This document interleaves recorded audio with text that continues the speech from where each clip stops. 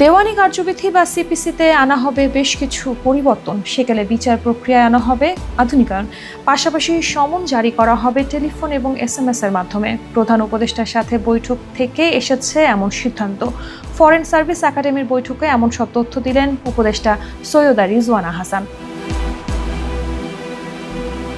মামলা হলে অভিযুক্তকে ইমেইল, হোয়াটসঅ্যাপের মাধ্যমে তথ্য পাঠানো হবে বলে উল্লেখ করেন তিনি। ডিজিটাল প্রযুক্তির ব্যবহারে বিচার প্রক্রিয়া আরও সহজ ও দ্রুত করার আহ্বান জানিয়েছেন তিনি। বিচার প্রক্রিয়াটা আমাদের অনেকাংশেই এখনো সেকেলে রয়ে গেছে।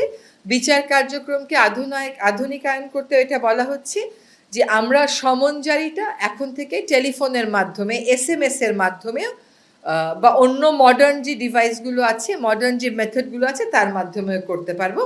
এর আগে প্রধান উপদেষ্টার সাথে বৈঠক করেছে অন্তর্বর্তীকালীন সরকারের উপদেষ্টা পরিষদ, যেখানে নানা বিষয় আলোচনা হয়। বিচার বিভাগ সংস্কার সহ ব্রিটিশ আমলে প্রণীত কিছু আইন সংস্কার নিয়েও বৈঠকে আলোচনা হয়েছে।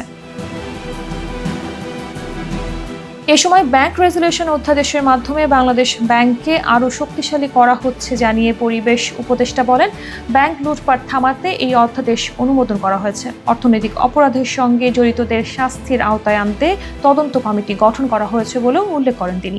একটা শিল্প গোষ্ঠী কর্তৃক কিভাবে কয়েকটা ব্যাংকের উপর একচ্ছত্র নিয়ন্ত্রণ প্রতিষ্ঠা করে কত টাকা এই দেশ থেকে সরিয়ে নেওয়া হয়েছে এবং তহবিল তছরূপ করা হয়েছে, ওই জিনিসটা ভবিষ্যতে যাতে আর না হতে পারে সেজন্য কর্পোরেট সেক্টরে, ব্যাংকিং সেক্টরে শৃঙ্খলা আনার জন্য, জবাবদিহিতা আনার জন্য, আমানতকারীদের স্বার্থ সংরক্ষণের জন্য এই ব্যাংক রেজুলেশন অধ্যাদেশ আজকে আমরা পাশ করেছি।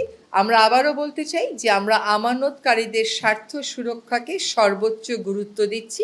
এছাড়াও রাজস্ব নীতি ব্যবস্থাপনা, গ্রামীণ ব্যাংক সংশোধন সহ কয়েকটি অধ্যাদেশ অনুমোদন করার কথা জানিয়েছেন উপদেষ্টা সৈয়দা রিজওয়ানা হাসান।